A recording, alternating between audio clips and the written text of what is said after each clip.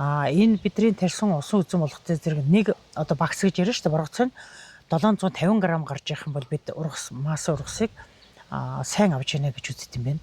Гэтэл манайх болохоор хэл 50, дээд тал нь хэл 50, доод тал нь 450 г жинтэй гарч дундаж хэмжээ нь бол 700, 800, 900. Тэгэхээр манай орны хувьд бол ямар тийм бэрхшээл зовлон байхгүйгээр тарих боломжтой урмал байна, тармил байна гэж үзээд бид сая энэ 7 сарын 20-оос 25-ны хооронд нээлтийн өдрөлөг зохион байгуулад Монгол оронд ингэж болж байна, бүтэж байна гэд амтын үзүүлээд ингээд борлуулалт хийгээд хүмүүсийн сонирхлыг бас нэг 5 өдөр энд чиглүүлж ажиллаж чадсан. За тэгэхээр юм байна шүү дээ. Ерөнхийдөө бол таны яриаг сая товчхондоо дүгнэхэд бол өвлийн хөлөмжөндөө эхлээд гүзээлгэнд ярьдаг байсан.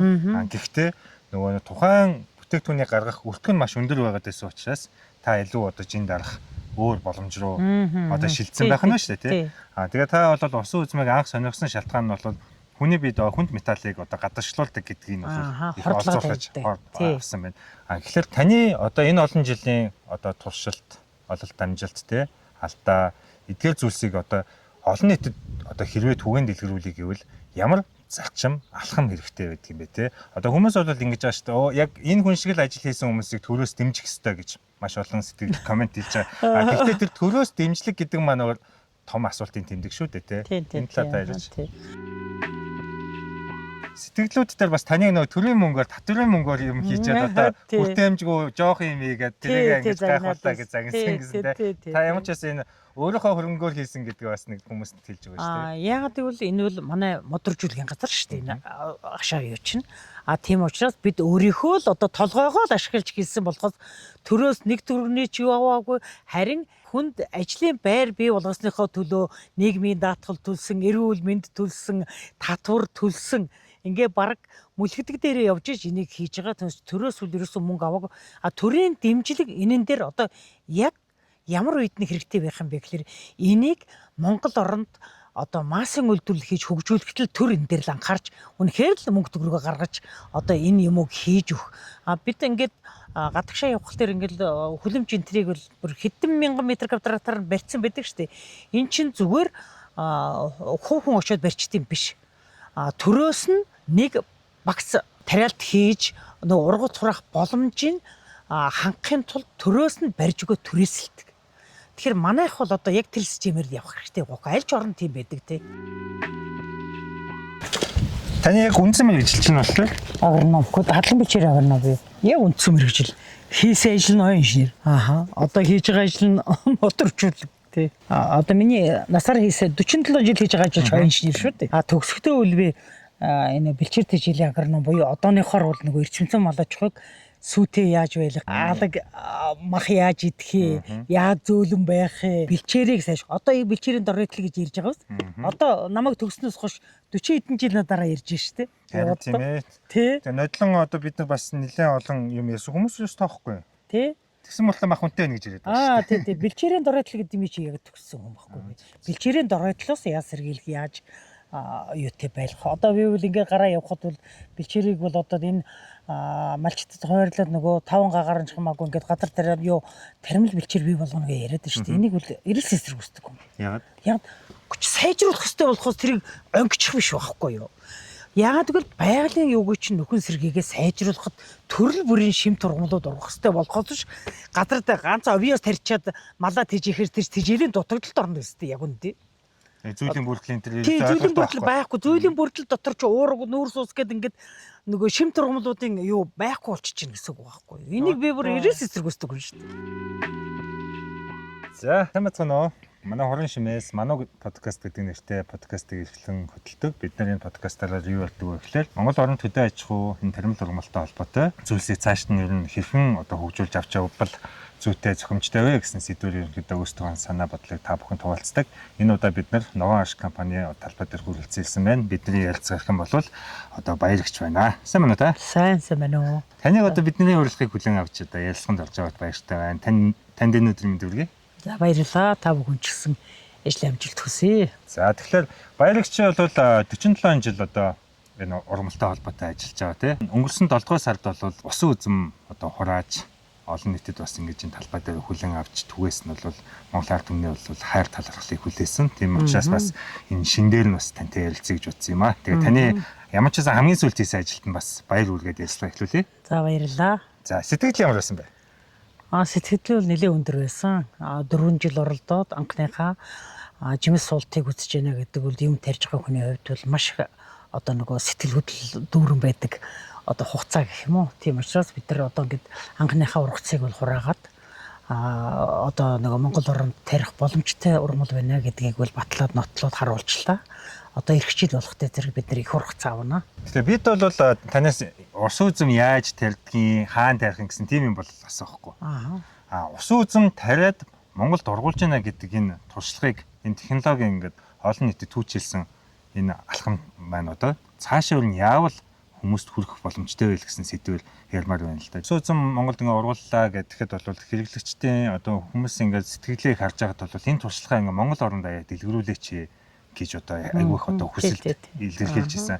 Тэгэхээр эхний асуулт бол за ингэж энэ туршлагыг цааш нь дэлгэрүүлэх боломж бололцоо юм байна уу? Ерөнхийдөө бол энэ ус үзмийг бол одоо технологи гаргана гэдэг бол 5 жилийн хугацаа ордог ажил.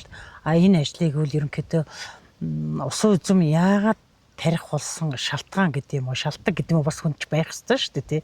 Яагаад өөр юм хийж явтлаа энэ ус үзмөр өгөөд орчоо гэхээр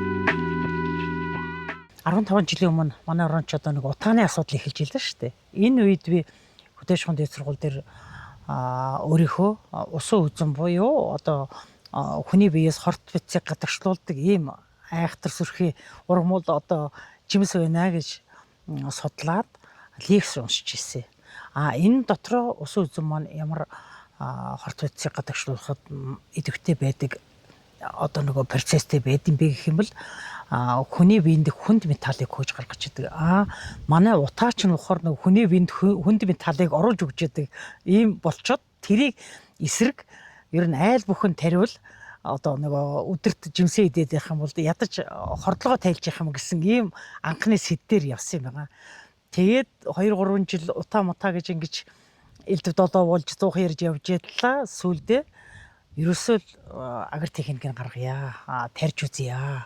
Одоо ямар ч хэлсэн боломж бололцоо байгаа үгийг нь судлая гэсэн үднээс ус үзмтэй холбогдсон. Тэгээ 12 жилийн өмнө тариад анхныхаа жимсийг хураагаад одоо хураах юу хөө тэр чинь 1-2 хон иш шүү дээ ерөөсөө нөгөө өгчгүй л гэж айж явжсэн. Тэгэж жагаад бид нар намар 8 сарын сүүл 9 сарын ихээр юм байна. Нэг намрын ногоон өдрөөдгөө Сүхбаатарын талбай дээр болдог байх үед авчиж нөх хүмүүст жимсийн тэр юу нь бас ямар олон сорт байдгийг бас сайн мэдэхгүй төнгөссөн ч мэдэхгүй. Тэгтэл нэг ногоон ус үзэм дайрсан байгаад тэрийг авчиж үзүүлж ирсэн чинь Сүхбаатарын талбай дээр нэг хүн ирснээ та нар ингэж худлаа яадаг гэд нөгөө жимсийн маань ухуу татаж ав зогтаагаад хөөцөлдөөд нөгөө явж исэн түүх байдаг байхгүй юу. Энийг энэ нөгөө танад мод тарийн 2 бишээд авцсан байдээ тий. Тэгээд ерөнхийдөө бол нөгөө бид манай энэний өмнө 8 жил гүзээлгэн тарьж ясаачихгүй шүү дээ. Гүзээлгэн яшгүй хийж исэн. Тэгтэл цахилгаан эрчим хүчний үн нэмэгдээд одоо нөгөө нэг өвлийн хүлэмж чинь нөгөө дулаан гүзээлгэн сэрүүн үед ургадаг өвөл заавал хүлэмжинд гаргаж иж нөгөө сайн одоо нөгөө чанартай бүтээгдэхүүн авч идэг ийм технологитой учраас нөгөө халаадаг байсан өвлийн хүлэмжний маань цахилгааны үн нэмэгдээд бид нар тэр үедээ болохоор хамгийн оргил сар 1 сард сая 800 бус сард нь 7-800 мянган төгрөг төлдөг байсан. Гэтэл яг тэр цахилгааны үн нэмсэн тэр чи 10 сард нэмсэн шүү дээ. 11 сард нь болохтой зэрэг 6 сая төгрөг гарсан байхгүй юу. Тэгэл энэ юусоо болохгүй юм байна гэж бодоод ерөөсөө шууд юугаа зогсоогоод тэртээ усан үзмийн судалгаа хийгээд бүх боломжуудаа судалсан байсан учраас шууд л ерөөсөө юмаа буулгаад ус үзмээ тарина гэдэл ингээд эхэлсэн юм байгаа 4 жилийн өмнө. Тэгээж тариад өвлийнхөө хүлэмжийг одоо юу гэхлээр нөгөө судалж ясныхаа үр дүн гэхлээр өвлийнхөө хүлэмжийг нөгөө нарны энергиэр дулааныг ашиглаж халаагаад ямар дулаангүйгээр ерөөсөө огт дулаан байхгүйгээр эрчим хүч хэрэглэхгүйгээр халаагаад тэгээд ус үзмээ тарьж эхэлсэн. Одоо ингээд тэрнээс ч хойш 4 жил болчихлоо шүү дээ тий. Тэгжээч анхныхаа модыг бэлдэж одоо суулгацыг бэлдэж тариад тэрнээс хойш одоо бойжуулах 2 жил 3 жилдээ ингэж явчаад одоо анхныхаа цэцэг суулгаж жимс суулгаж анхныхаа жимсийг одоо бид нар энэ жил болохоор ямар хэмжээтэй гарах юм бэ? Энэ маань яг стандарт хэмжээндээ гарч чадж байна үгүй юу? Бид яах ёстой? Одоохоо навчаа цөөлөх ёстой юм уу? Цөөлөхгүй байх ёстой юм уу? Навчин дээр байж байгаа одоо нөгөө бүтээгдэхүүний өөрчлөлтийг нэг жимсээр тавьбал явах мó, давхар жимсээр тавьбал болох юм уу гэдэг судалгаагаа хийхин тулд энэ жил бид нар жимс тавьж үзсэн. Ирэх жил болохтой зэрэг бид нар яг одоо нөгөө судалсанд яг жинхэнэ технологиороо ус үзмээ. Бүрэн масаар нь ургац авна гэсэн үг байхгүй юу? Ингээд үзээд явахад юу гэхээр технологи нь боломжтой манай орны хувьд болж байна. Бид өвлөн хүлэмжийг дулаан авахгүйгээр амраагаад ячж болж байна. Жимс сууж болж байна. Энэ бидний тарьсан усан үзэн болгохтой зэрэг нэг одоо багц гэж ярина шүү дээ. Боргоцоо нь 750 г гарч явах юм бол бид мас ургасыг сайн авч яана гэж үздэг юм байна. Гэтэл манайх болохоор хэл 50 дээд тал нь хэл 50 доод тал нь 450 г жинтэй гарч дундаж хэмжээ нь бол 700, 800, 900. Тэгэхээр манай орны хувьд бол ямар тийм бэрхшээл зовлон байхгүйгээр тарих боломжтой урмал байна, тармил байна гэж үзээд бид сая энэ 7 сарын 20-оос 25-ны хооронд нээлтийн өдрөлөг зохион байгуулад Монгол оронд ингэж болж байна, бүтэж байна гэд амтын үзүүлээд ингээд борлуулалт хийгээд хүмүүсийн сонирхлыг бас нэг 5 өдөр энд чиглүүлж ажиллаж чадсан. Тэгэхээр таны одоо энэ олон жилийн одоо туршилт, ололт амжилт те алдаа эдгээр зүйлсийг одоо олон нийтэд одоо хэрвээ түгээн дэлгэрүүлэх гэвэл ямар зарчим алхам хэрэгтэй байдаг юм бэ те. Одоо хүмүүс бол ингэж байгаа шүү дээ. Яг энэ хүн шиг л ажил хийсэн хүмүүсийг төрөөс дэмжих ёстой гэж маш олон сэтгэл комент хийж байгаа. Гэхдээ тэр төрөөс дэмжлэг гэдэг маань бол том асуултын тэмдэг шүү дээ те. Энэ талаар ярьж. Ер нь бол иймэрхүү юм тариалдаг одоо Монгол оронд одоо нэгэсэндээ бол техник, технологи, үйлдвэрлэл гэдэг ингээд чиглэлүүд нь бас өөр юм яваад байгаа шүү дээ. Гэтэл бид хүнсний бүтээгдэхүүн одоо энэ чинь хүний хүнсэл юм шүү. Энэ одоо ногоо, жимсэх нь өр тариа энэ бүтээгдэхүүнийг үйлдвэрлэхийн тулд манай төрөөс ямар арга хэмжээ авбал бидэнд тааламжтай байх вэ гэсэн асуулт шүү дээ, тий. Тэгэхээр бидний хувьд үл юу гэхээр би одоо ногоо хөлөмж энэ талаасаа ингээд ярих юм бол ерөөсөө энийг тариалж байгаа хүн өнөөдөр 4-6 хөлөмж улсаас айхтар тийм сонгуулийн шоу хийгээд тараах биш. Масын том хэмжээний агропаркуудыг барьж өгөх хэрэгтэй. Цогцлбор аж ахуй гэдэг маань юу гэдэг энэ одоо эрүүл ахуйн байж явах хэрэгтэй, хэмжээ зүйлтэнд байж явах хэрэгтэй, нөгөө хордлого тайлдаг жимсүүд нь байж явах хэрэгтэй, мэрэгжилтэнгүүд нь байж явах хэрэгтэй. Монгол орны хувьд бол би түрүүн бичсэн байсан мэрэгжилтэн мэдлэг нь дутаагүй. Ганцхан төрийн чиг бодлого явж байгаа одоо нэг хандлага авж байгаа арга хэмжээл ер нь өөрийгөө чигээ олж чадахгүй байна гэж шаарддаг л та. Монголд тантай адилхан сайхан туршлага хийсэн хүмүүс зөндөл байна. Тэр хүмүүс яг боддоор энэ засгийн газрын үлдээ зээл тусламжийг авсан байгаа байдал ер нь бол харагддаггүй шүү дээ. Байхгүй шүү. Тэгэхээр одоо ингээд би таныг одоо яг ингээд өсөө үзмээ хураагаад байж байгаа тийм хүмүүсийн дунд бас ингээд дугаарлаа зогсож байлаа. Тэгээд яамнаас нөгөө нэг холбогдох газрын хүмүүс байна уу гэд харлаа нэг нь ч байсангүй. Байхгүй. Тэгэхээр би надад болохоор юу гэж бодогдоод байгаа юм гэхээр сайдын багцд байгаа хөрөнгөнөөс эсвэл нийслэлийн одоо засаг даргад байгаа энэ хөрөнгөнөөс тодорхой хэмжээгээр таны технологиг худалдаад авчмаа санагдаад байгаа. Хэрвээ би төсөв захиран зарцуулагч байсан бол би таны технологиг худалдаж авна. Нав хав бүгдийг нь худалдаж авна. Хоёрдугаар 5000 м квадрат юм уу 50,000 м квадрат юм уу хөлөмжнийх нь одоо бүх үртгийг гаргаж өгнө. Тэгээд тэнд нь одоо хоршоо нөх юм уу ямар нэгэн аж ахуй нэгжт нь технологиг нь худалдаж авсан нөгөө аж ахуйн цогцлборын хөрөнгө оруулалтыг хийсэн. Тэгээд бизнес имэйл байгаа. Энэ жимс борлуулмаар байгаа хүмүүс тэнцэнэ хүмүүсийг яг тэр местэн дээр ажилуулад нэг загвараар гаргаж ирээд нэг бүтээгдэхүүнээр улс орноо хангах хамгийн зөв брэнд чинь надад ч байна. Одоо яг нийслэлээс бол энэ хонхорд ойрхон солонгосуудад бол цогцлоор аж ахуйн төсөл энэ жил өгж явах шиг байна. Тэгээ бас зарим цэгүүд дээр цогцлбор аж ахуйн төсөл яригддаг л да. Гэтэ би гайхдаг байхгүй юу? Яг тэрийг хэн авч явах хэрэгтэй вэ те? Яг. Жишээлбэл та бол энэ аж ахуйгаас холдоод өөр газар очих уу? Би бол өөрийнхөө аж ахуйгаас холдоод өөр газар очих уу? Яг л би энэ чинь хэдэн жил хөдөлмөрөө өгсөн хамаг имэ гадарт хийцэн хүмүүс шүү дээ бид чинь тий. Тэгэхээр энийг одоо яаж зөв зохиостой авч явах хэрэгтэй вэ? Хүний олж авсан мэдлэг туршлагыг үнэлэх энд нь гаднаас орж байгаа одоо бүтээгдэхүүнийг бууруулах, валютыг хаах ч гэдэг юм уу. Ингээд эдийн засгийн тооцоол хийж үзэх юм бол олон юм гарч ирнэ л дээ. Тэгэхээр энэ цогцлбор аж ахуйг жишээлбэл тань санал болголоо. Та одоо Монголд ингээд усан үзмний кластер бий болгооч гэж одоо жишээлбэл төсөө мөнгө хэрвээ барьж гаргаж ирээд тавих юм бол энэ яаж хэрэгжих боломжтой вэ? Ерөнхийдөө бол одоо бид нар сая агро парк системээр явах хэрэгтэй гэж ярьлаа шүү дээ. Энэ маань юу гэхээр ерөөсөө менежментийн багч нь байж явах хэрэгтэй. Зах зээл рүү орох, чиглэх юугүй чинь байж идэг бүрэн хэмжээний баг байж явах хэрэгтэй. Мэргэжилт нь байж явах хэрэгтэй. Инээж удирдлага нь байж явах хэрэгтэй. Тэгээд зах зээл рүү орохын тулд бид ямар одоо нөгөө дистралаар ажиллаж аль нь юугаа хийх вэ гэдэг чинь тодорхой чиг үүрэгтэй болчихж байгаа шүү дээ. Тэгээд эрэхтэй зэрэг яг л мэргэжилтэнгийн үгийг тэнд ажиллаж байгаа агро паркийн одоо нөгөө үйлдвэрлэлд хариуцж байгаа хүмүүс яг тэр хүний одоо ухаан 7 сарын 5-ны өдөөс хойш тижээлээ өгөөл гэж яах юм бол өгч яадаг. Ийм системээр явахаас биш хүн дураараа явах юм бол тэр чинь нөгөө нэг өдөр нэг бүтээгдэхүүн болж гарах магадлал чинь байхгүй болчихж байгаа. Хувийн хвшлийн юун дээр хийж байгаа юмнуудыг хардаг штеп.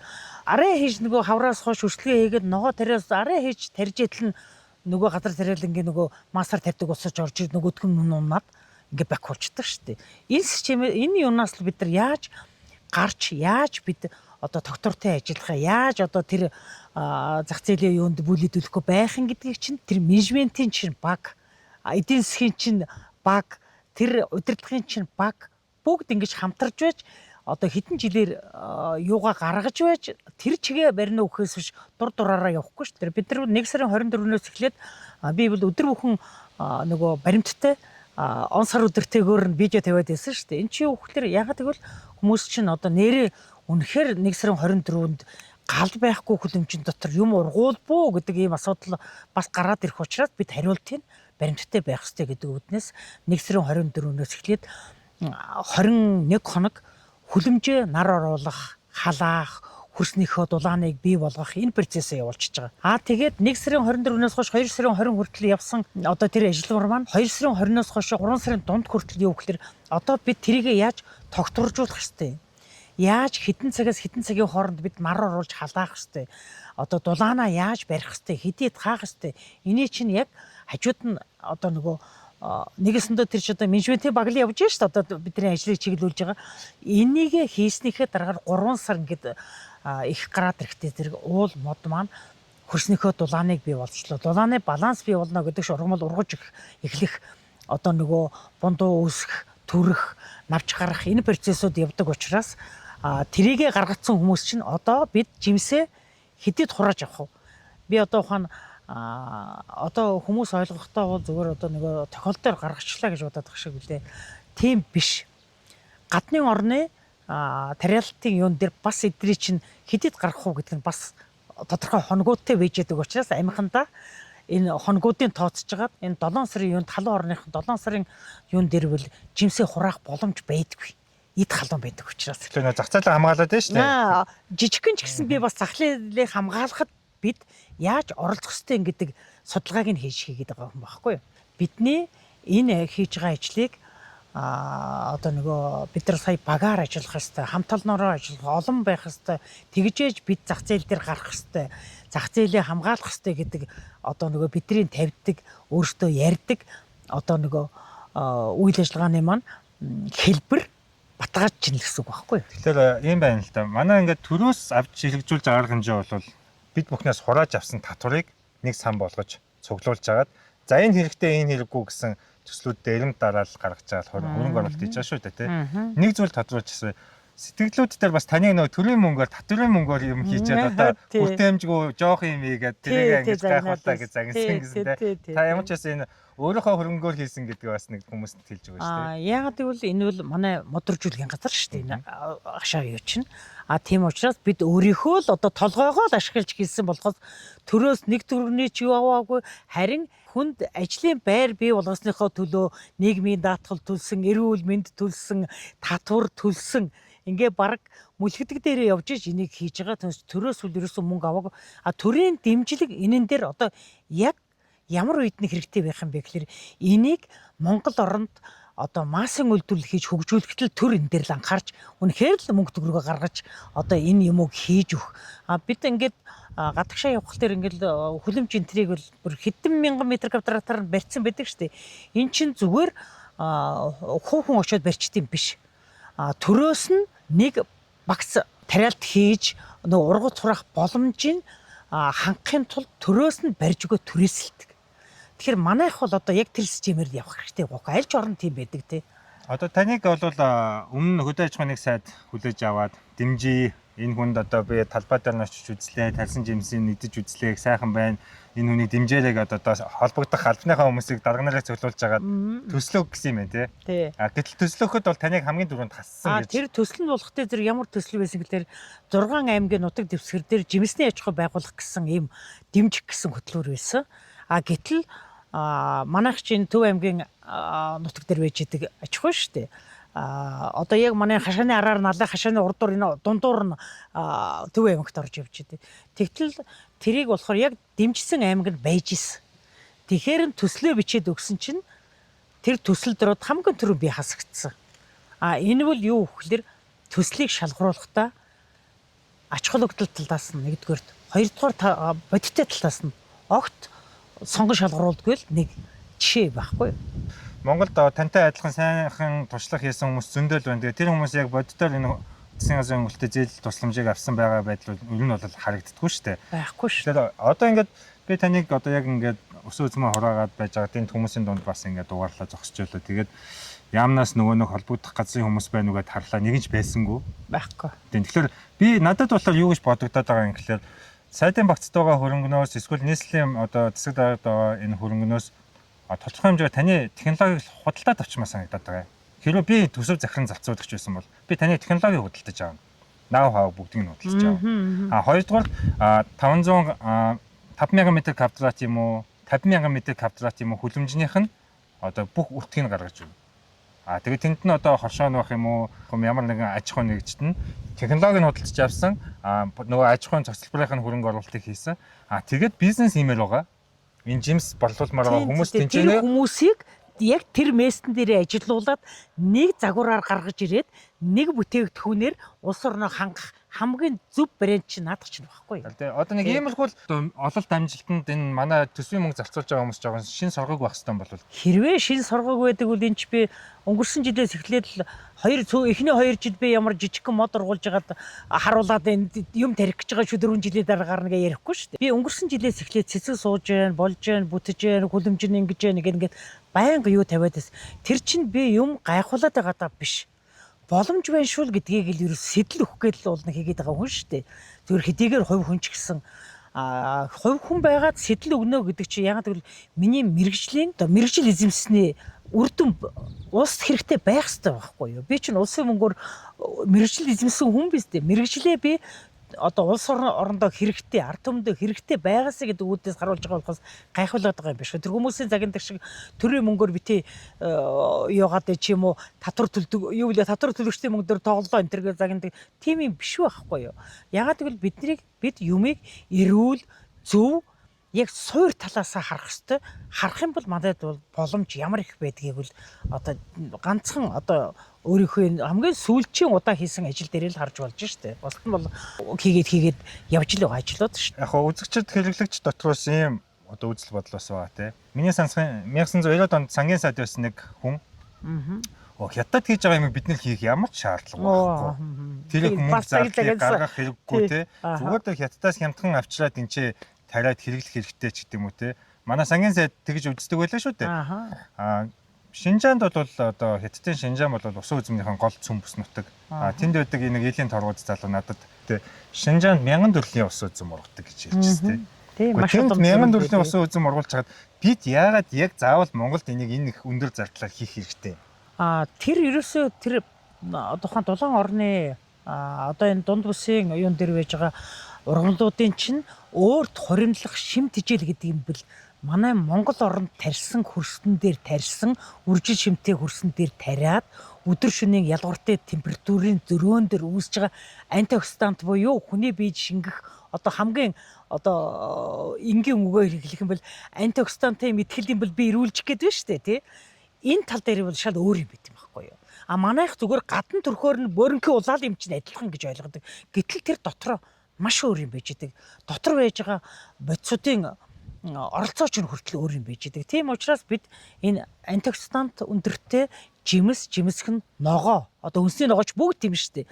Энийг харин бид энэ талаа ашиглаад манай Монгол оронд бол баг бүгдээрээ Монгол оронд даяараа үнсний бүтээгдэхүүн хийгээд гадагшаа гарах боломж хамгийн өндөр. Бид нараа ингэж боддог юм шиг монголчууд өөрсдөө дандаа юм байгалийн сайханд амьдардаг болохоор хорвоо ертөнц бүгдээрээ тийм юм шиг боддог тий. Гэтэл бол яг энэ газар тариалан өндөр хөгжсөн олон мянган жил ажилласан газруудад болохоор нэгдүгээр тэд нар ч услахааны ус нь дандаа сувгаар ирдэг. Тэр сувг нь үйлчлэхээр хавийн хүнд одоо үйлдвэрүүдийн бохирдол очиж цуглардаг. Тэгээд тэр нөгөө нэг тэр сувгт байгаа сувгаар услагдсан ургамал ногоо ямар ч ганган хөлөмжөнд хийгдсэн байсан гэсэн нөгөө нэг их усүрэн булангартай бол адган булангартай гэдэг зүйл болдог тийм. Тэр нь ямар учиртай юу гэдэг вөхөр бид чинь ухаар Ухаан хятадыг авч ирсэн л дээ. Хэдэн мянган жил орчин тогтносон цагаас хойш газар тариалан гэрчлсэн газрын дондог вэ нүү, дорж вэ нүү бүгд л нэг газар дээр өөртөл ноогдсон метр квадрат дээр юмаа тарьж хэдэн мянган жилдээ тарьсан хүн чинь үржил шим гэдэг юм огт байхгүй болчихсон. Бид нар одоохон хамгийн энгийн жишээ гэхэлэр бид нар ирээнээ сурагшаа гараад явхаар үржил шим нь ямар байдаг вэ? Далан хараа сурагшаа гарчхаар ямар байдаг вэ? Бээжингээс сурагшаа гарчхаар ямар байдаг вэ? Тэ энийг үл хүн бүхэн угаасаа харж л байгаа, бодж л байгаа, явж л байгаа юм чинь. Энэ тал дээр авах юм бол манай хөрсний үржил шим гэдэг чинь одоо манайд газар тариалан юу ирэхлээр 70 хэдэн жил одоо 80 жилийн түүхтэй л болж штэ яг үндээвэл гэтэл ихэнх газар дээр бид нар юу ч тариагүй байдаг, үржил шимтэйгээ байж идэг, байгалахаа сайхнаар байж идэг. Ийм юм дээр тарьсан ургамал гэдэг чинь авах хэвээр өөрт хоримтлуулж авах хэвээр элементүүдээ бүгдийг бүрэн одоо 100% авч чаддаг байна л гэсэн үг. Бүгдийг байгаагаар нь байж байгаа юм чинь тэр хинч булаацалтахгүй байглаас авчиж байгаа шүү дээ. Юм тарьж байгаа хүмүүс зөвхөн газар тариалангийн хөрсний боловсруулалт гэдэг нь маш чухал байж байгаа. Хөрсний үржил шим гэдэг нь маш чухал юм байж байгаа. Үржил шимтэй хөрсийг яаж ашиглах вэ? Яаж урт удаан хугацаанд үржил шимтэд байлгах вэ гэдэг асуудал нь ерөөсө хамгийн энэ төргөөний асуудал байдаг л да. За тэгэхээр битүүрийн ярилцлага өрнөж байгаа энэ сайхан танай талбай дээр маш олон үзэсгэлэнтэй сарнаа цэцэг дэлгэрсэн байна тий. Та тэгээд одоо ой инженер мэргэжлэр 47 жил ажиллаж маш олон модыг тарьсан. Улаанбаатар хотод ер нь танай компани одоо ачаалж тордож ургуулж байгаа ямар хэсгүүд байна вэ? Яг одоо та бүхний гараас гарсан мод ургасан гудамжнууд хаана байгаа вэ? Тэгж ярих юм бол 47 жилийн хугацаанд бол Улаанбаатар хотын баг ихэнх л юм хийсэн мэргэжлийн хүн шүү дээ. Би чинь одоо хамгийн одоо анхны гэдэг юм уу хамгийн түрүүчийн одоо хийсэн ногоон байгууламж буюу Улаанбаатар хотын төвчлөлт их бол 3-4 хорооллыг барьж ирсний дараагаар голынх нь ногоон байгууламжаас эхлээд ажилласан инженер шүү дээ би чинь тий. Тэгэхээр би их дээр үе хүн байх гэдэг шүү дээ. 10 дугаар хороол руу зам тавиад 10 дугаар хороолын голын зам дээр юм тавих тарихтал эхэлсэн усуд шүү дээ. Зөв энэ тал дээр ярих юм бол Улаанбаатар хотын ногоон байгууламжид би одоо яг хоёр гараараа битгий хэл хоёр хөлөөрөө орсон юм. Намайг дагаж одоо ингээд энэ мэргэжлэрээ бас ажиллаа явдаг хүмүүс байдаг. Бидний оролцоо гэх юм бол одоо бид нар сүүлийн үед их юм бол хүн бүхэн бараг мэдчихлээ 10 дугаар хорооллыг шинжлэх юм дээр хамгийн сүүлчийн юмнууд их юм бол хийж исэн. Одоо ингээд бид нар одоо гэхлээр нохотын хөшөөнөөс зүүн тийшээ замын хойдлын хэсэг байдаг шүү дээ. Цагдаагийн актив цагдаагийн гудамж гэдэг чинь тэрний ногоон байгууламжийг байн гарч ирж байгаа юм хүмүүс байгаа. Ер нь Улаанбаатар хотын ногоон байгууламж гэх юм бол ерөнхийдөө бол 103 жилийн түүхтэй гэж явдээ. 103 жилийн түүхийнх нь 47 жил дээр амьдралынхаа жилийг зориулсан учраас Улаанбаатар хот одоо хотын ногоон байгууламжид байж байгаа. Энэ хэд оных вэ? Тэр хэд оных вэ? Энэ хин хийсэн гэх юм бол би баг бүгдийг хэлж чадна. Нэрлж чадна тий. 1.5 сая хүний өдөр тутмынх нь одоо амьсгалж байгаа агаар цэвэр байхад та бүхний одоо ерөөсөө зорилго нь тэр шүү дээ. Яг гэвэл хотод оршин сууж байгаа буюу нийслэлд амьдарч байгаа хүмүүсийн ая тухтай байдал одоо нөгөө цэвэр агаар нь бохир биш, хөрс нь бохир биш. Энэ орчин сайхан, цэцгэн дотор таатай байх энэ нөхцөлийг л бүрдүүлэхэд тулд хот өгчөд хэсэж юм гэдэг чинь ажиллаа хийж явдаг юм л газар шүү дээ. Тэний дэлгэдэггүй шаарлна гэдэг нөгөө Eurode farm дээр таныг одоо мод хийж хахад би ингээ анх харж байсан. Тэр үед чинь тэрбум мод гэж ерөнхийлөгч хөтөлбөр санаачлагдаж байгаа. Хүн болгон мод тариад үзчих юм уу гэдэг. Би яг таны тэр нэг 2400 м2 талбайг ингээл үргэлгээ хийгээл ажил хийж байгаад ингээ харж байгаа. За ер нь бол ингээд хийхэд болох юм байна гэсэн. Маш одоо таны олон жилийн ингээд туршлагач надад ингээд гяс хоронгуулаад хэлчихлээ байгаа юм л да тий. Гэтэ би хичнээн мод тариагүй ч гэсэн. Тэдгээр моднууд саяхныг намайг нодлон жил очиход бас хүлэмжиндээ бэжсэн. Тэгээд би энэ тэрбум модтой холбоотой асууя л да тий. Тэрбум мод хөтөлбөр гарснаас хойш ингэж яриад байгаа мод үржүүлэгч тий. Өмнө нь бол бид нар модоо залчдаг байлаа. Яг зөв асуудалгүй залчдаг байлаа. Одоо ерөөсөө нэг хятадын модыг дийлж зарж чадахгүй байх гэж өнөө их ярьж байна. Тэгэхээр та энэ дээр нэг дүгнэлт өгөөч. Юу гэхээр урд нь болохоор бид нар бол модоо тэрсэн модоо зараад болоод явдаг байсан. Гэтэл одоо тэр мод зарлагдсанаас хойш мод маан чварлахоо байсан, авто күнэн жолтгоо байсан. Ялангуяа төрийн юунд бол бидний модыг ерөөс огт авах байсан. За нэг ястай нэг ойн газар л ойжуултаа хийх гэж л бидэртээ нөгөө тендерээ зарлаж байж байна. Бусд одоо ухаан одоо энэ олон уул уурхайнууд байж байна. Энэ олон төрийн байгууллагууд байж байна. Ингээд бүгд янзын одоо шугамар, далд шугамар модоо олж авдаг болцсон учраас бидэнд бол ерөөсөө тийм зах зээл бол айгүй ховор болцсон, муу болцсон. Гэсэн ч бид ч одоо 40-50 жилийнхээ амьдралын юуг зориулсан хүмүүс энүүнээсээ салж чадахгүй учраас энэ дотор суугаад байгаа байхгүй юу. Тэгш явчмаар л байдаг яг үнэндээ.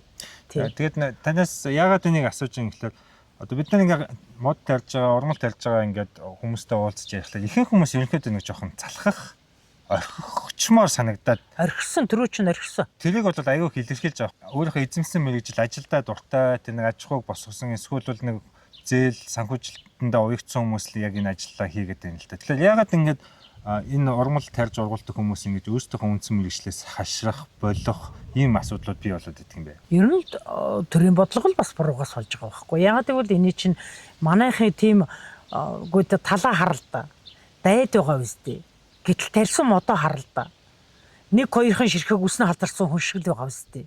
Тэгэхээр бид энийг иргэн бүрийн оролцоотойгоор, албан байгууллага бүрийн оролцоотойгоор эх орондоо хэрэгтэй л юм хий гэж бол энийг бид нар ногооруулж сүлжилтөөсөө салах л ёстой байхгүй юу. Гэтэл юу гэхээр янзын шугамар ингээд одоо хана хятад мод байна. Одоо бүр болоод одоо Польш, Унгар бүр оруулахгүй газаргүй оруулж штэ. Чи цагаагаар тарахгүй юм чинь. Энэ жил сайхан харагдсан ч хойдон жил байхгүй л болчдөг л байхгүй. Тэгэхээр модоржуулагч нарын тарьж байгаа модыг одоо төр төсөв одоо нөгөө юм тарьж энэ Монголоо ногооруулах гэж байгаа хүмүүс авч өгч чадах юм бол авсан мод нь өгөхгүй шүү дээ. Амьдралтын хувь нь өндөр. Ягаад гэвэл тэд нар чинь мууч вэ, сайн ч вэ насаа зориулсан хүмүүс чинь өгөхгүй талаас нь бас өөрийнхөө чаддаг арга хэмжээг авцсан байгаа шүү дээ. Одоо тэр модны хүрээнд тэгээд ингэж явах юм бол бидний харж байгаагаар бол төрийн бодлого л буруу гэж харддаг. Одоо хаана ерөнхийлөгчийн тамгын газрын юунд анхны тэрбум модонд тэр үед чи модоржуулагч цөөхөн байлаа шүү дээ. Одоо би ихлээр өчнөө модоо өгөөд мөнгө олж авчитаагүй. Тэр нь дандаа цаашаа яам тамгын газар төгсөн байдгийг. Гэх мэтлэнгээр ингээд одоо залхах ажил нь ихнээсээ эхэлцэл байгаа шүү дээ. Уг нь нэг 10 хэдэн төрийн бас байгууллага нэгдэж аваад л за яг ингээд хэдүүлээ сайхан ажиллаа шүү гэж гараа гарч ирсэн шүү дээ. Тийм. Тэр гараагаа гарсан би чинь 11 билүү 13 билүү төрийн бас байгууллага нэгдэж анхныхаа гар үс хөлөө өсгөө зураад маш баяртайгаар нэгдэж явсан. Одоо манайх гэхэлэр Монголын модоржуулагч цэцэрлэгжүүлэлт мэргэжлийн байгууллагууд нэгдсэн холбоо гэж холбоонд 130 хэдэн аж ахуй нэгжийг нэгтгсэн тэрбум модноос өмнө нэгтсэн байсан бид нар. Одоо нэг одоо гартай байх хэвээр, нэг гүлтэй байх хэвээр, нэг санаатай байх хэвээр гэдэг үүдэн дээрээс яагаад бид нар тийм нэгдэх хэвээр гэдэг үүдэн дээрээс яасан бол бид нар чинь одоо хууль нь хэрэгжихгүй байна. Төсөв төлөвлөгөө он болохгүй байна. Явж байгаа ажил нь болохгүй гэж үзээд олон жил ажилласан хүмүүс нэгдээд тийм төрийн бас байгуулсан. Тэрэн дээр тэрбум мод нэгдээд яригадаад анх төрийн бас олон төрийн басууд нэгдэхээр одоо бид ч зангидсан гар шиг боллоо доо гэж ортол бүр зангидсан бүр шавар шиг болоо ингээ хөдөлгөө ичиж байгаа байхгүй юу. Тэгэхээр бидний бодлого л буруу байгаа байхгүй юу. Чи өнөөдөр гэхэлэр мод тарьдаг хүмүүс нөөтөө чөлөөлөгдөж чадахгүй сууж шít. Энэ чи өөрийгөө эддэг аж ахуй гэж явдаг. Ягаад гэвэл нэг жижигхэн хумсын шинэхэн үр тачаад 3-аас доошгүй жил нэг газар дээр 3 жил нэг хүн тэрэн дээр жуус хийн, бордоо хийн, хөрсийг боловсруулна, зэрлэгийн аван, намар, хуучин, өвөл, цас овоолно гэдэг ингээд ажил дахин 3 жил хийжээж маш өндөр өртөг орцсон байж хлаа нөгөөх нь өнгөө болчдөг. Бүр үнэндээ бүр үнэхээр өнгөө болдог. Тэгэхэр чин бид нар одоо залхаас биш яах юм бэ. Тэгээд төрөөс нь хуулиараа дэмжиж өгч чадахгүй байна. Хууль нь одоо ч хултлаг хэрэгжиж чадахгүй сууж байна. Нөөтийн тухай хууль нөөт урд нь тэр юмуд гараагүй байхад чөлөөлдөг байсан. Тэр юмуд гарсан чинь чөлөөж чадах байсан. Хууль нь хугацаанд дууссан чи дахиад нөгөөдөө баталж чадах байсан. Тэгэхээр бидний харж байгаа өнцгөө юу гэхээр төр хитрхи удаан байна л гэж хардаг. Нөгөө мортиргэн дээр суугаад хөөж яваатай адилхан болчиход шүү дээ. Нөгөөд бол маань яг үүндээ бол ланд 200 300 тал явж байгаа шүү дээ. Үгүй тий. Гол нь ашиг сонирхлын зөрчил гэдэг юм л байгаа юм тий. Одоо яг эргэлдээд төр маань ланд 200-аар яваад өгсөн чи бид хэдэн чарган дээр суугаад үлдчихэж байгаа байхгүй юу тий. Бодлого нь буруу болохоор ч тийм л юм болчихж байгаа байхгүй. Тэгэхээр ягаад гэвэл мод тарьдаг хүн ч тийм олон мянган ширхэг одоо ухаан улсууд биш шүү дээ тий. Би ингэж ажигладаг юм аа. 2013 онд яг ингэ сэтгүүлч байхдаа хөдөө аж ахуйн цэцэрлэгийн тухай мэдээлэлээр ингэ дагнаад ажиллаж хахад танилцчихсан очиж үзчихсэн. Монголд одоо яг өөрийнхөө хийсэн ажилд эзэн болсон нэг цөөхөн тодорч гарч ирж байсан байхгүй. Тэгээ одоо ингэ харахад тэр хүмүүс маань хөгшөрөх юм. Тэгээ хөгшрөөд ингээд одоо амьдралын ихээр ингээд талбараас гарахад үйл ажиллагааны талбараас гарахад залгаж авч байгаа хүмүүс их байхгүй харагдах юм тий. Тэгээд тэр хүмүүсийн насаараа хийсэн том аж ахуйнууд бол ерөнхийдөө эзэнгүүдж үлдэх байдлаа аюух ажиглагддаг байхгүй. Тэгээд энэ бол надад жоохон харамсалтай санагдсан. Өөрөө ингээд 10-аад жил ингээд гацтайлаа оролдоод явхлаа нэг гол асуудал нь юунд вэ гэхээр хүний нөөц доктортой биш боллоо технологи доктортой биш. Одоо бид нар бол ингээд халуун орон дулаан цагт ажилладаг учраас яг нэг барилга уул уурхаа гэдэг илүү өндөр цалинтай салбарууд бол хүний нөөцийг татаад авчдаг. Дээрээс нэг мэдлэг боловсролтой агроном, дендрологч, юу гэдэг тийм хүмүүстэй ажиллавлыг эхлэж чинь тэдний нийгмийн даатгалыг төлөх болно. Энэхүү тийм өрхийн аж ахуйгаас илүү гарах суур бүтэц ерөөсөө олж харагдахгүй л байгаа юм л да. Монгол орны хөдөө аж ахуй гэдэг чинь өрхийн аж ахуй авч явахгүй шүү дээ. Яагаад гэвэл 1 2 шавхан цавж улсыг авч явах уу? Үгүй шүү дээ. Яагаад гэвэл төр бодлогоороо өөрөө төрүүлж бодлогоо гаргаж тэрийг бид нар дагаж яаж явах вэ? Одоо чиний хэлдгэр бол залуу үе одоо сая 20 30 жил бол залуу үе ерөөсө тасарчлаа шүү дээ. Бид нар чинь залуу үе байхгүй учраас өдий хүртлөө одоо би ихлээр одоо 70 насны босгон дээр очичоод давж яваа хэрнээ эндээс салж чадахгүй явж байгаа ч ерөөсө залуу хойч үе байхгүй болсны ерөөсөө шинэ энэ бий улсын бид нар ч одоо аюултай биш шүү дээ. Гэтэл энэ одоо энэ хөгшөнд хэрэгтэй юм уу эсвэл улсад хэрэгтэй юм уу гэтэл улсад хэрэгтэй юм байгаа байхгүй юу. Тэгэхээр ч хаях боломжгүй болчиход байгаа байхгүй юу. Тэгэхээр бидний хувьд бол юу гэхээр ерөөсөө төрийн бодлогыг зөв болгох хүмүүсийг залхах арга биш. Технологи шинжлэх ёстой, хөнгөвчлөх ёстой. Одоо өнөөдөр ажиллах хүч бол газар тариаланд хөдөө аж ахуй дээрээс байхгүй болчихлоо шүү дээ. Ерөөсөө байхгүй болчихлоо шүү дээ тий. Ягаад гэвэл улирны чанартай ажилдаг учраас жилийн 6 сарын ажил хийдэг 6 сарын ажил хийдэг дээр үе чинь 6 сар ажил хийдэг 6 сар ажил хийдэг мэргэжилтэн байхад одоо бид нар чинь өөрсдөө тийм л ажилчид явсан шүү дээ. Тэгэхээр бидний 6 сарын салинг улс даадаг байсан байхгүй юу. Тэгээд бид одоо тэр өвөл ямар төлөвлөлттэй байх хэвээр, ямар зурагтай байх хэвээр, ямар технологитой байх хэвээр бүх юмаа хийгээд төлөвлөөд батлуулаад улсынхаа өмнө хариуцлага хүлээгээд явдаг байсан байхгүй юу. Гэтэл өнөөдөр будаага хураалаа, ногоогоо хураалаа, модоо тарилаа, маргааш өглөөгөр таа яв гэж хэр чинь тэр хүн чинь амьдрахын тулд 6 сар хоосоо явж чадахгүй шүү дээ.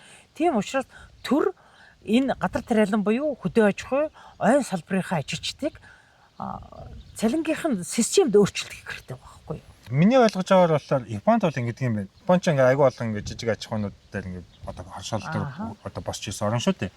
Тэгэхээр тухайн аж ахуй ингээд Япон улсад байхгүй ямар нэгэн тармил ургамлыг оруулж ирж турших юм бол тэрнийхэн зардлыг бол одоо жишээ бүтэн даадаг. Нөхөн дэлбэр тий. Нөхөн дэлбэр гэдэг ч жоо. Ер нь танд одоо ингээд одоо битээр хажууд сарнаа байна. Энэгээр ингээд агч байна. Янз янзын ингээд ховор содонгой юмнууд байгаа шүү дээ. Нэг удаа тийм одоо гаргасан зардлаа өөр санхүүжилтээр нөхчилсэн тохиолдол байна уу?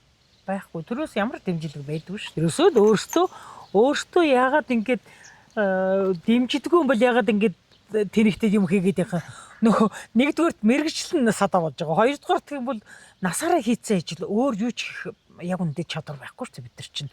Ганцхан ерөөсөө л ингээл юм тарих гэл зүтгээд яадаг хүмүүс чинь. Энэ тулдаа бид нар нэг юм тарилаа, хоёр юм тарилаа, гурван юм тарилаа, улам ингээл улаараад цаашаа үгүй манай монголч байхгүй юм чи энийг нь хийгээд өчхөнс, тэрийг нь хийгээд өчхөнс ийм л сэтгэлээр одоо нэг ёсондоо мэрэгжил эзэмсэн хүний одоо нөгөө дэврүү сэтгэлээр зурагшаа алхаж байгаа байхгүй. Тэгэд би яагаад ийм юм яриад байгаа гэхээр би надад бол одоо ингээд засгийн газрыг шүүмжлэх ямар ч ашиг сонирхол байхгүй тий. Гэхдээ би яагаад энэ асуудлуудыг ярьж байгаа юм гэхээр үнэхээр Монгол оронд тарьж байгаа таримл бол цөөхөн байна. 20-30 нэг төрлийн л тий. Гэтэл хүний амьдралд чинь хэрэгцээтэй юм бол их байх юм тий. Жишээлбэл одоо энэ нэг тосыг хийх гээд цагаанга таримлынхаа хугацаанд 180-200 хоногт цагаангаг нодлон ингээд бүтэн жил тарьж оруулсан.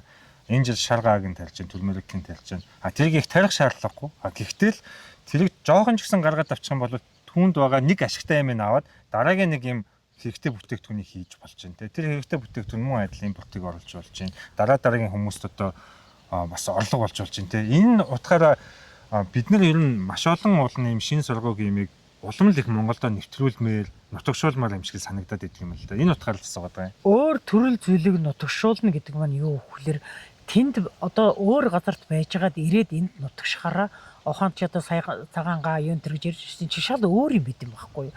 Яагаад гэвэл эн чинь нэг байгаль цаг уурын хувьд бид нар чинь өөр учраас дотор нь ядаж бүрлдэж байгаа элементүүд, бүрлдэж байгаа бодисууд нөхтөр одоо нөгөө норм хэмжээ одоо нэг тэдэн грамм гэж юм байгаа шүү дээ. Одоо тэдэн миллиграмм гэд тэр нөхтөр өөрчлөгдчихдөг. Тэгтээ Монгол орны хувьд таригдсан энэ юмнууд нь ашигтай юмнууд нь маш өндөр гарч иж байгаа. Учраас манай Монгол оронд л ерөөсөө гадаадад тэр айхтар үнэтэй байгаа юм манайд ирж тарьж л хийж л чадах юм бол одоо тэр гадаа юм хийдэг хүмүүс чинь дуртай буцаагаад аваа явдаг. Өнөөдөр бид нар нэрсээр бодъё л доо.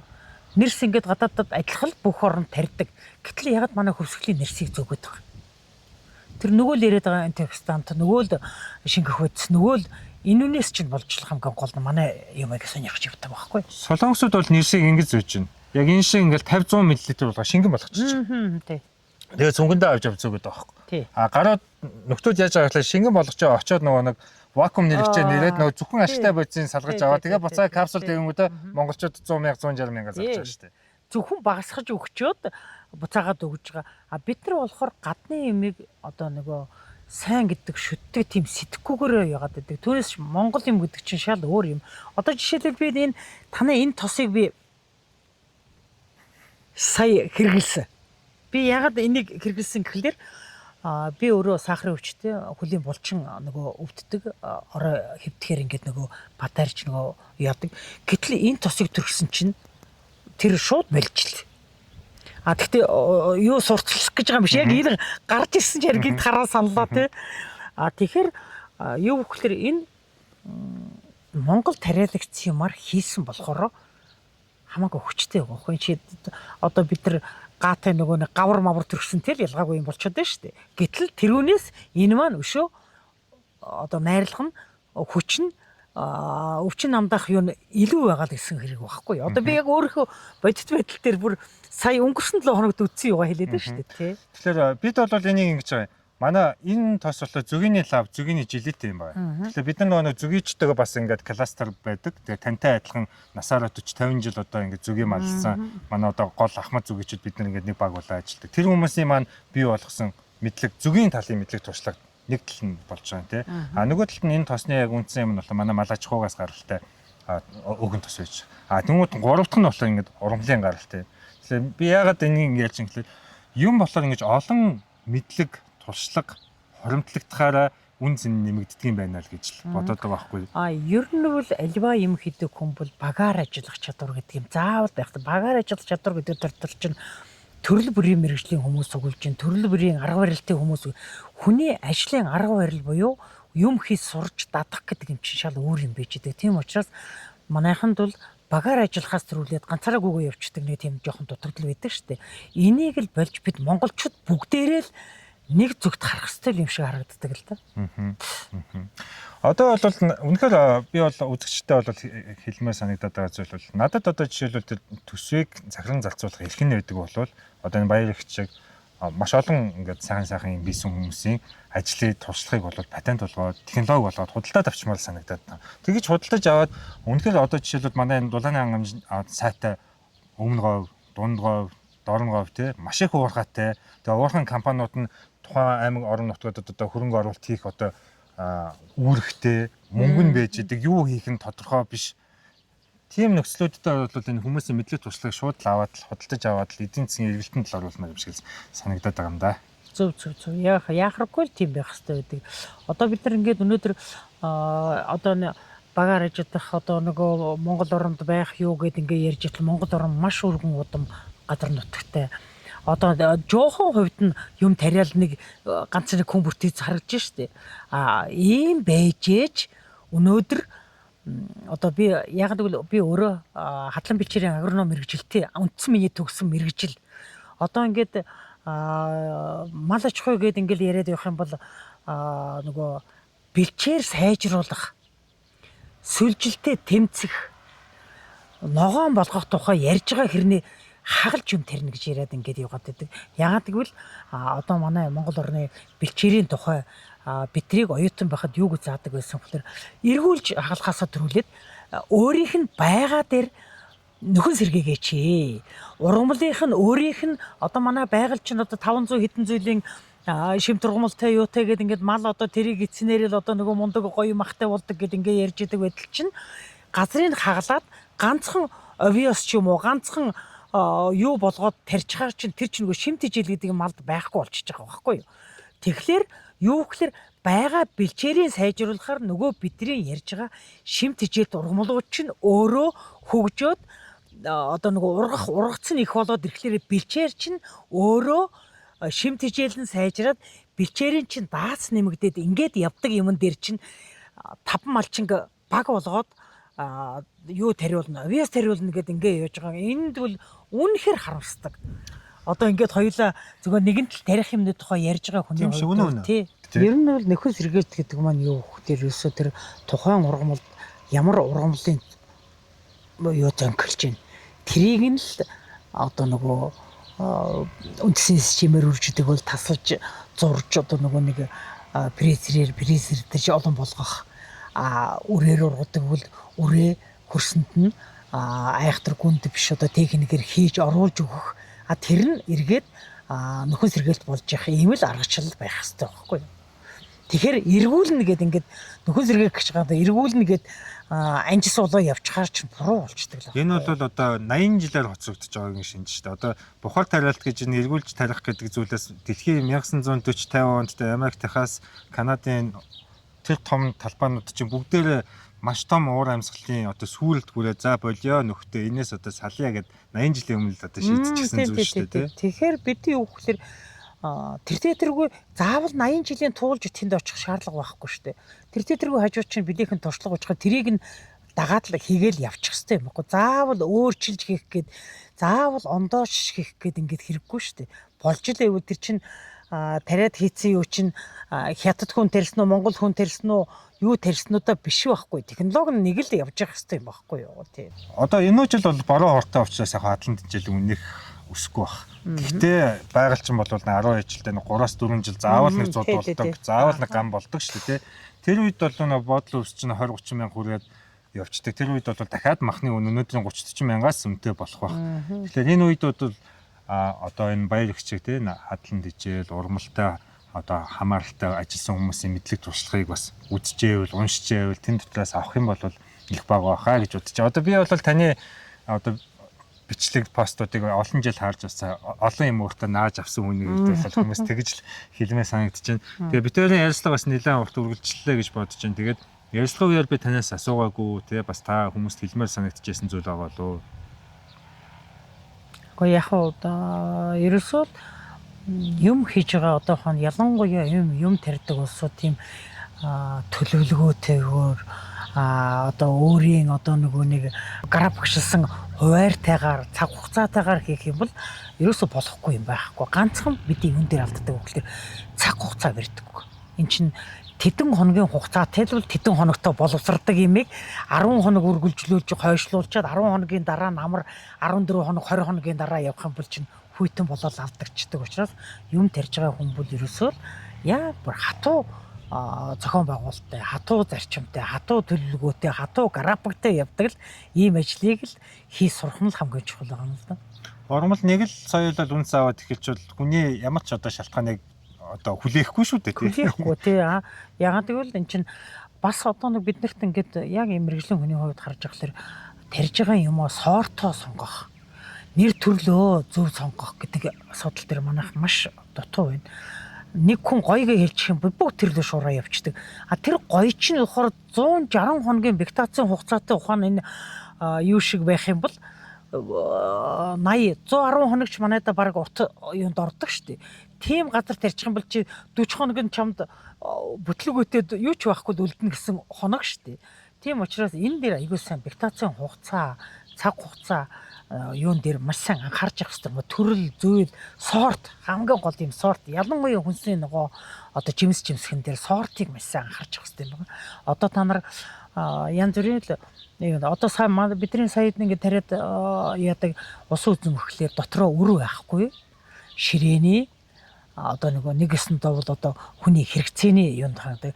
А гэтэл энэ маань дотроо биноных, ширээнийх гэ дотроо хоёр янз явж байгаа. Гэтэл бид нар биногоо идэж л явдаг, ширээг идэж л явдаг ийм биш. Одоо яг тийм зориултын юм хэрэгжилж чадах юм бол чинь таны биед одоо ашигтай байх одоо үр дүн чинь эцсийн юмдаа сайн байна л гэсэн үг байхгүй юу? За баярлалаа. За тэгэхээр үзэгчдээ манай хорон шимээс манай подкастаар та бүхэнд газар тариалан үдэ аж ахуйтай холбоотой сэдвүүдээр үргэлжлүүлэн ярилцуулна. Бид нар энэ 9, 10, 11 сарда та бүхэн цуурлаар 20 орчим дугаарыг хүргэнэ. Тэгээд өнөөдрийн манай зочин бол Ногоон арш компани үүсгэн байгуулагч, инженер, агроном мэргэжилтэй баялагч маань байлаа. Тэгээд таныг өөрийнхөө мэдлэг туршлагаа үзэгчдэд хуваалцсанд баярлалаа. Баярлалаа. Та бүхэн ч гэсэн амжилт хүсье. За. Маш сайхан байна. Газар тариалангийн юу гэдэг вэ? Яг зайлшгүй яригдах ёстой асуудлын нэг мөн цаг хугацааны хувьд ч мөн тийм учраас та бүхэнд баярлалаа. За баярлалаа. За дараагийн имчилгээ уулзцгаая үзэгчтэй.